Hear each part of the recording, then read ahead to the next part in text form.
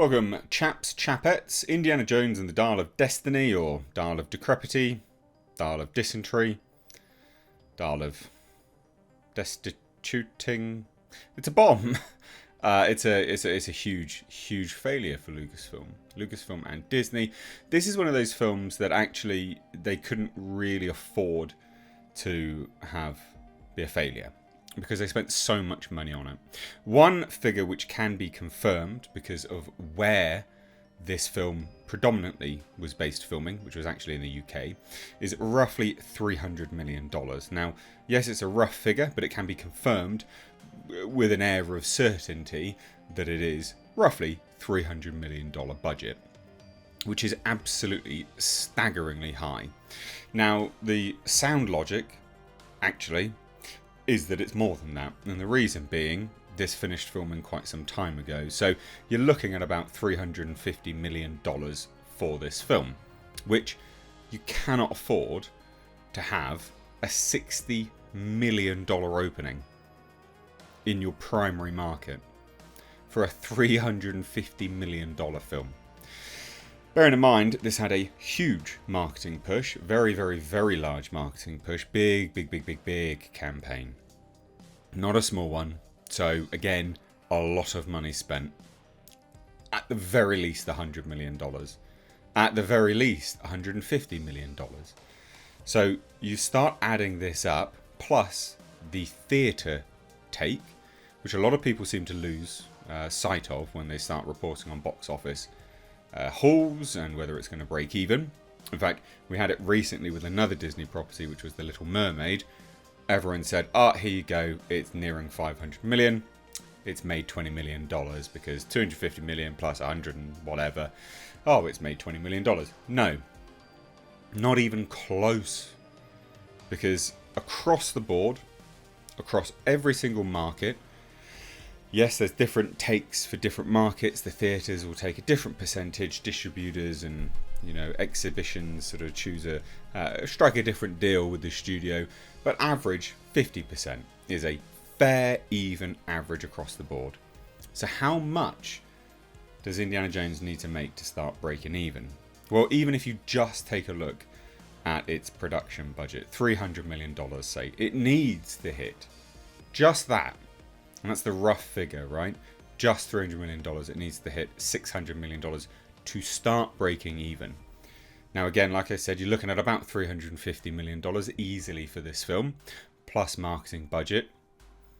Easily $150 million.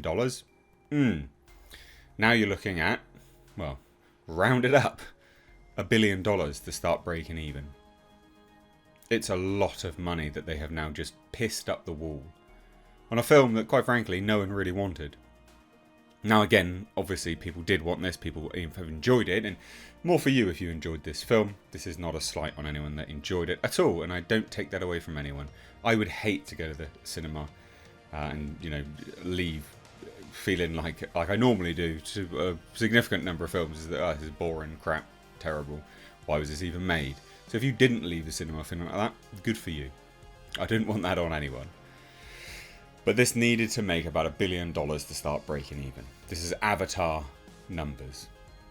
Avatar numbers to start breaking even. Absolutely absurd. Absolutely ridiculous. And you'll get the normal excuses coming out from everyone going, well, look, COVID, post-COVID, post-pandemic. There's definitely an audience for this. But people like it. They're good reviews. And audience score's high. Yes, the audience score might be high. But there's not that many of you. Just like Morbius. Morbius's audience score was high. Obviously, it was a bit of a meme. But no one went to watch it. No one has gone to watch this film. So this is an unmitigated disaster at a time when Disney cannot afford to have more financial failures. But anyway, we've got a lovely article here from Deadline. So let's take a look at this, guys. Hit subscribe if you're new here. Indiana Jones and the Blase box office. Brutal. Why Dial of Destiny at $60 million opening isn't setting records for the franchise finale? Well, because that's terrible. For starters. I mean, it's not. Why is it not setting records? Because that's awful. Obviously. You've got Moroccan short round here. Like, whoever thought that was a good idea? It's just the greatest hits. Disney Lucasfilm's Indiana Jones and the Dial of Destiny is still bound to open at the bottom of End of Tracking's predictions of $60 million as this morning. I saw an estimate in the Flash's vicinity of $55 million last night and took an Alka-Set to outer shock. Hopefully, Dial of Destiny doesn't fall apart tonight and at least stays on course for a Mission Impossible Fallout type of opening in the $60 million range over 3 days. It's not 3 days. That is also a very disingenuous remark because in the UK, Europe, it was open from Wednesday. From Wednesday. It's a 5-day opening. And this film is tanking. It's disingenuous to say it's 3 days. Now that figure might be good for exhibition and popcorn sales over the 5-day holiday weekend. But it stinks for a movie that has a reported cost of $250 million to near $300 million before marketing. Now again, it is actually the $300 million range. Now why do I say that? Well, because in the UK, if anyone films in the UK, they have to file a very, very clear-cut expenses because they're getting a subsidy from tax, from my tax, from the government. So they file it. It has to be clear and transparent, and anyone can go and look at it. And that's what happened, obviously. So it is literally the $300 million range. Again, deadline, do some homework.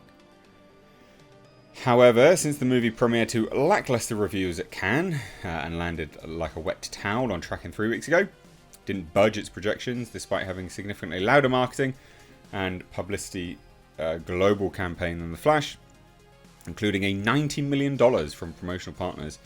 It's been baffling how a storied franchise can end on a dour note at the box office in its finale. But that's because this is another end to another end. We've already had an end. It's absurd that they thought this was going to make money. Genuinely. You got a B+ on Cinema Score. You know, and the previous film was released in 2008 to lackluster. People didn't like that as well. But what are the excuses coming out, courtesy of Deadline? Shall we see?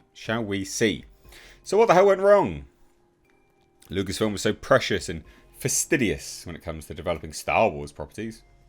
Oh, they fuck. And the legend with Indiana Jones is that these movies could never be made unless George Lucas and Spielberg saw eye to eye on the script. Remember all the TLC that J.J. Abrams and Lawrence Kasdan took in hatching Force Awakens? There were stories of them walking down New York City streets, hatching storylines. Given the black eye that Lucasfilm took on Last Jedi, Rise of Skywalker and Solo from fans, they're careful not to just rush and dump sequels nowadays. Yes, they are. Which is why it's taken so long to bake the next Star Wars sequels. Which makes the misfire here with Dial of Destiny so concerning. It's because they don't know what fans want. Basically. I'm told from a few insiders that this movie did not have the behind-the-scenes calamity melodrama of such Lucasfilm titles as Rogue One.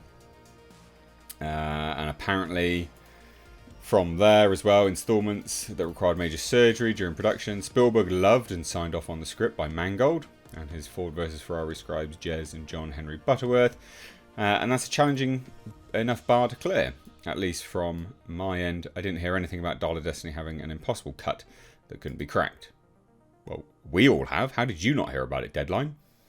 I've heard some scuttlebutt that one of the questions surrounding Dial of Destiny and Elemental were overinflated test scores, which encouraged Disney to brazenly send both movies to Cannes. In hindsight, a huge mistake. However, the studio, with its top secret franchise MCU and Lucasfilm fare, typically uses a friends and family testing system so that no spoilers are leaked in advance. And perhaps it's time to look under the hood and see if that sampling is still working. Well, clearly it's not. It's so not like Disney to stick their head out there on a chopping block with a movie on a global stage when it's not ready. Yeah, I disagree with that. But there's a consistent problem with Indiana Jones at the box office. Now they're just going to blame it on everything. Wrong. Raiders of the Lost Ark. 212 million. I mean, that's not... I don't understand why that's bad. Back then, that would have been good money. And it was made on a budget of nothing as well. So their excuses are... they've all not done very well. Shut up. Really? Absolutely absurd. Absolutely absurd. Which leads us to Dial of Destiny's mere results. Why so low? because it's coming off of a sequel not many loved, and it's playing the same game of Indiana Jones getting older. Couple that with sour reviews coming out of Cannes, plus the finale's older skewing audience. Yep, 42% over 45, who are slow to come to cinemas. They're not slow, they're just selective. They've got better things to do with their time. And here we are with a less than stellar box office result. You know, it's got nothing to do with that. Absolutely ridiculous. Absolutely ridiculous. Here's what's interesting. Even though 10% came to see Phoebe Waller-Bridge as the female lead in the movie, women like Dial of Destiny better than men. Why is that interesting? Women over 25 who showed up at 35% give it an 86%. Oh, what's interesting is women prefer a female-led thing. Yeah, obviously. Obviously they did. God. Anyway, this is bad. This is a bomb. This is going to absolutely tank. It is tanking. It's going to fall flat on its arse next week. It's going to utterly fall flat on its arse. So let me know what you think down below. Hit subscribe. Take care. Bye-bye now.